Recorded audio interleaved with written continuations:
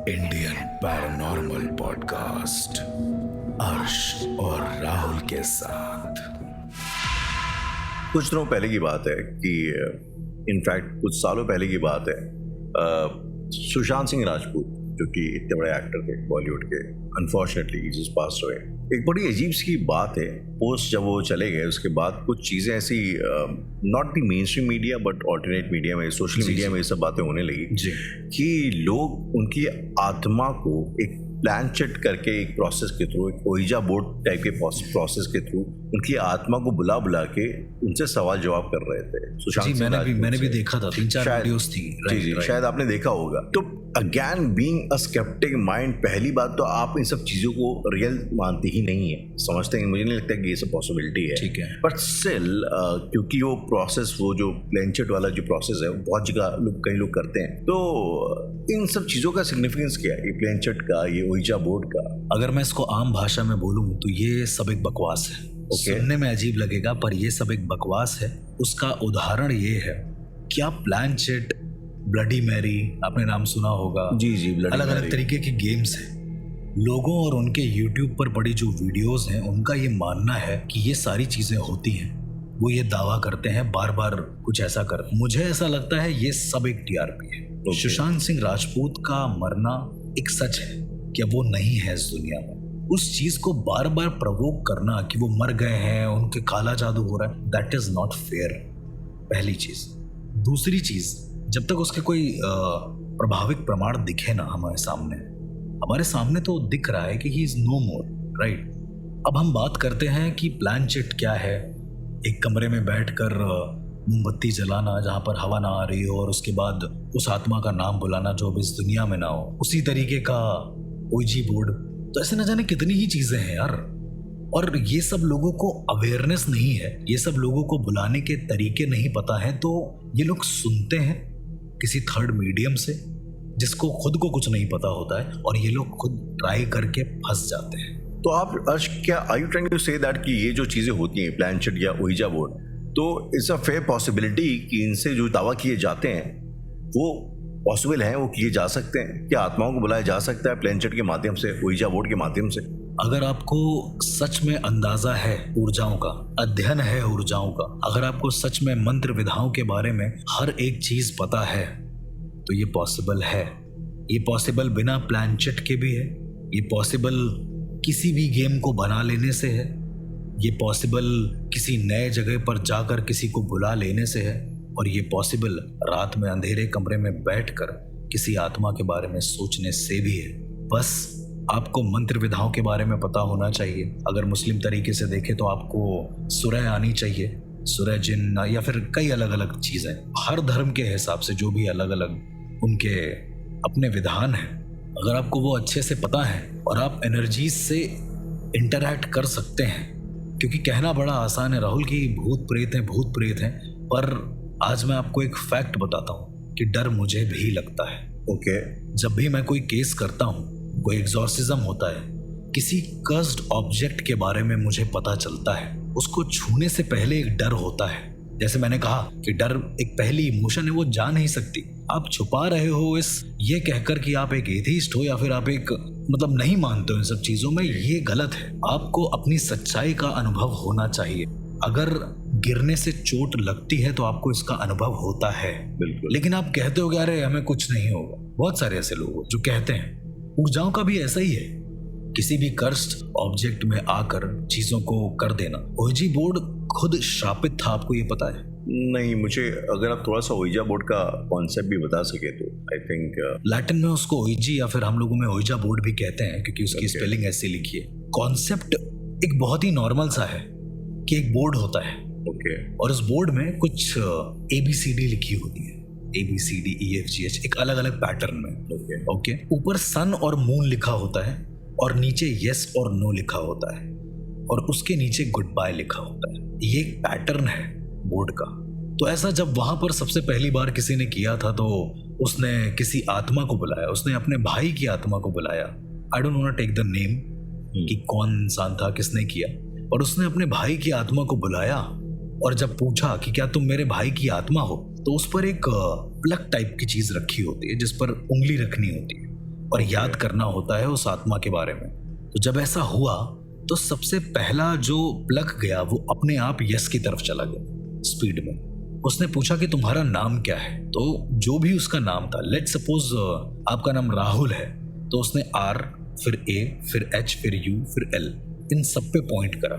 इसका एक प्रोसीजर ये है कि लास्ट में आपको गुड बाय बोलना है, एल्स वो सोल, वो एनर्जी आपके साथ रह जाएगी। ये है ओईजी बोर्ड का पूरा कॉन्सेप्ट। हमारी बातचीत के दौरान एक केस याद आ रहा है जी।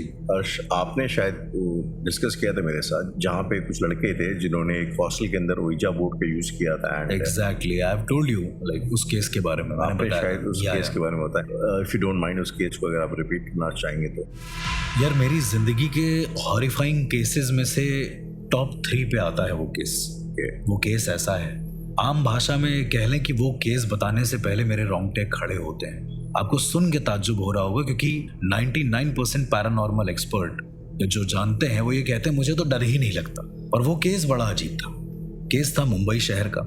मेरे पास जब कॉल आता है तो पता चलता है कि एक इंसान है, एक पर्सन है, लेट सपोज वो हर रोज रात को उठता है, अपने वॉशरूम की दीवार की तरफ जाता है और अपना सर पटकता है, प्लस वो अपने जेनिटल्स को हार्म करने की कोशिश करता है। ये वो हर रात करता है और ऐसा करने की वजह से उसके शरीर में अलग अलग दिक्कतें आना शुरू हो गई। तो उनके घर वालों ने ये चीजें बताई। जब हमने पूरी तरीके से इन्वेस्टिगेशन किया, मैं प्रोसीजर नहीं बताऊंगा, पर जैसे भी हम लोगों ने इन्वेस्टिगेशन किया, जो भी हमें सिखाया गया था, बताया गया था, हमें एक चार्टशीट प्राप्त हुई उसके घर से।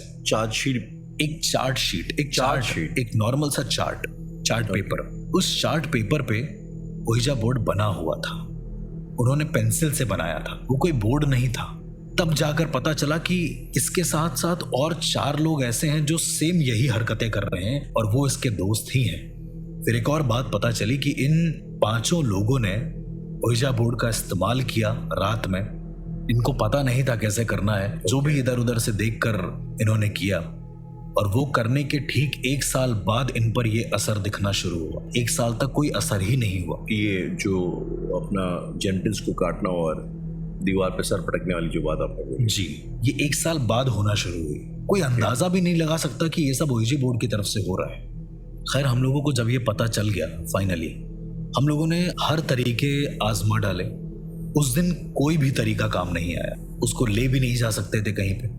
घर से बाहर जाने पर वो ब्लड की वॉमिट कर रहा था, तो हम बाहर नहीं ले जा सकते थे। डॉक्टर्स ने हार मान ली थी, क्योंकि हमारा पहला चरण ही डॉक्टर होता है कि पहले डॉक्टर जाए या एक साइकोलॉजिस्ट जाए और वो जाकर देखे।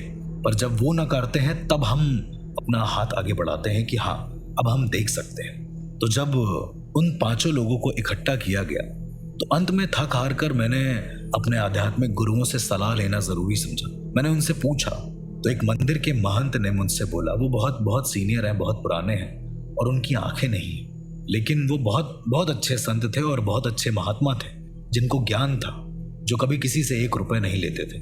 उन्होंने कहा कि नासिक में एक इंसान मिलेगा हमको और वो नॉर्मल से पेड़ के नीचे बैठा होगा। उन्होंने 2-3 हिंट भी दिए और कहा कि उस इंसान को ढूंढ कर लाओ। हम लोग चले गए, बताई गई जगह पर पहुंचे तो वहां पर एक बाबा मिले और उन्होंने सीधा हमसे ये बोला कि आप लोग शायद उस दुविधा के बारे में बात करने आए हैं जो घटित हुई है। प्योर हिंदी में बोल रहे थे। आप लोगों के बिना पूछे? ओके। मुझे लगा शायद बाबा ने बता दिया होगा कॉल करके या जैसे भी। तो दरअसल रास्ते में हम ट्रेन से आ रहे थे, हमें खाना नहीं मिल पाया, तो उन्होंने कहा कि खाना खा लो पहले, तुम लोगों को भूख लग रही होगी। कुछ खाया नहीं है हम लोगों ने। ताज्जुब की बात मेरे लिए तो नहीं थी, क्योंकि मुझे पता था कि संत और महात्माओं में इतनी ताकत होती है कि वो कुछ भी कर सकते हैं, अपने ध्यान, अपनी चेतना, अपनी एकाग्रता को लेकर। उसके बाद हम लोगों ने खाना पीना करा और हम लोग सीधा निकल आए मुंबई। बाबा ने जब ये सारी चीजें देखी तो उन्होंने कहा कि इन्होंने जो वो कागज था, जो वो बोर्ड था, उनकी इंटेंशंस इतनी ज्यादा पावरफुल हो गई थी, इन 5 की विल इतनी ज्यादा मजबूत हो गई थी कि उसने एक नई मैनिफेस्टेशंस को जन्म दे दिया और उसने एनर्जीज को बाइंड होने पर मजबूर कर दिया कि कोई एक ऐसी एंटिटी आ जाए जो बात करना चाहती हो। तो सबसे पहले भ्रूण की आत्मा आई। भ्रूण की आत्मा आई? जो बच्चा पैदा होता है नया या फिर 8 महीने का पैदा हुआ बच्चा। उन्होंने मुझसे ये कहा कि सबसे पहला काम ये करना होगा कि इन पांचों के घर वालों को बोलो कि शहर छोड़कर चले जाए। मुझे नहीं पता क्यों, मैंने पूछा भी नहीं क्योंकि आदत नहीं है। उसके बाद उन्होंने कहा कि इन पांचों को एक राउंड शेप में बैठा लो, बट सबकी पीठ दिख रही हो, सब पीठ करके बैठे हो एक दूसरे की तरफ, और बीच में लेड का बनाया हुआ एक बॉक्स रख दिया। तो लेड बेसिकली एनर्जीज को रोक लेता है, ये भी आपने भी सुना ही होगा शायद, प्रैक्टिकल है ये, इंसुलेटर। एग्जैक्टली। लास्ट में उन्होंने मुझसे कहा कि अब किसी बच्चे का इंतजाम करो जो 8 महीने का हुआ हो और मर गया हो, और उसका ताज़ा शरीर चाहिए। बहुत मुश्किल था, मैं बता भी नहीं सकता कि हम लोगों ने कितनी जद्दोजहद करी इस बारे में। फिर अंत में जाकर कोई एक पर्सन तैयार हुआ और जैसे तैसे हम लोग उस अजन्मे मरे हुए बच्चे को लेकर आए उन बाबा के पास। उन बाबा ने लेड के ऊपर उस बच्चे को रख दिया। सप्तबंधन मंत्र और कई सारे ऐसे मंत्र हैं हमारे वेदों में जो शायद कारगर होते हैं इस तरह की शक्तियों से लड़ने के। इसके बाद उन्होंने हमको एक मंत्र उच्चारण करने के लिए कहा। हमने वो मंत्र उच्चारण किया और बोला कि आंखें मत खोलना जब तक वो ना कहे। हमने नहीं खोली। करीबन 10 मिनट मंत्रोच्चारण के बाद वो कहते हैं कि अपनी आंखें खोलो और झटके में बंद कर लेना।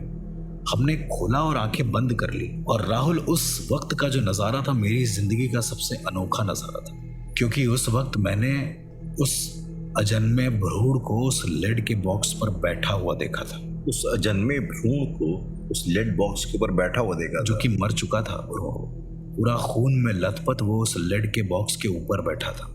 और जैसे ही आंखें बंद हुई हैं, बहुत जोर जोर से हंसने की आवाजें आई हैं किसी बच्चे की, और 10 मिनट के बाद वो आवाज फिर बंद हो गई। आंखें खोली हैं तो देखा कि जितने भी लोग हैं, जो 5 लोग हैं, उन सब ने वॉमिट कर दी है, लेकिन वॉमिट थोड़ी सी स्लेटी टाइप की है, इट्स लाइक ब्लैक का मिक्सचर। और वो जो बच्चा है, जो भ्रूण था, जो जिंदा लग रहा था मुझे या था, उस चीज को मैं आज तक नहीं समझ पाया हूँ, वो उस लेड के बॉक्स के ऊपर ही था। पहले उसको नीचे रखा गया था और मंत्रोच्चारण के समय हम सब ने एक दूसरे का हाथ पकड़ रखा था। तो उस बच्चे के पास जाने का उपाय किसी के पास नहीं था। तो बच्चा ऊपर लेड के बॉक्स पर बैठा तो बैठा कैसे? और ये होने के बाद फिर उस लेड के बॉक्स के अंदर उसे डाला और उसे दफना दिया गया बहुत दूर, उसका अच्छे तरीके से संस्कार करने के बाद। और तब से अब तक वो लोग बिल्कुल सही हैं। इसी तरीके से एक गेम और है जिसे हम लोग प्लानचेट बोलते हैं, और ब्लडी मैरी के बारे में भी बहुत ज़्यादा जिक्र है। ब्लडी मैरी के गेम के बारे में अगर मैं आपको बताऊं, क्योंकि वो बहुत ज़्यादा प्रचलित हुआ था एक समय पे, और कई सारी यूट्यूब वीडियोस में भी, व्लॉग्स वगैरह में लोग कर करके डाल रहे हैं बिना ये जाने कि उसका अंजाम क्या होगा। तो उसमें होता ये था कि एक शीशे के सामने रात को 3 बजे जाकर बोलना होता था कि bloody Mary, bloody Mary, bloody Mary. 3 बार ये नाम लेना होता था, और उसके बाद इट इज़ बिलीव दैट कि ब्लडी मैरी की जो आत्मा है वो आती थी और आपसे कनेक्ट करती थी। कई सारे लोग इस चक्कर में मर भी गए हैं राहुल। उन्होंने बेवजह ट्राई किया है और उनको पता भी नहीं चला कि ये सब हुआ क्यों। दरअसल हमें पता नहीं होता है कि हम आत्माओं को कब अपने पास इनवाइट कर लेते हैं। अब इस गेम की एक खास बात ये थी कि इसमें शीशे को देखकर बोलना होता था। रात के 3 बजे का जो त्रियामा का जो वक्त होता है, ये नेगेटिव एनर्जीज के लिए बहुत हाई होता है एक तरीके से।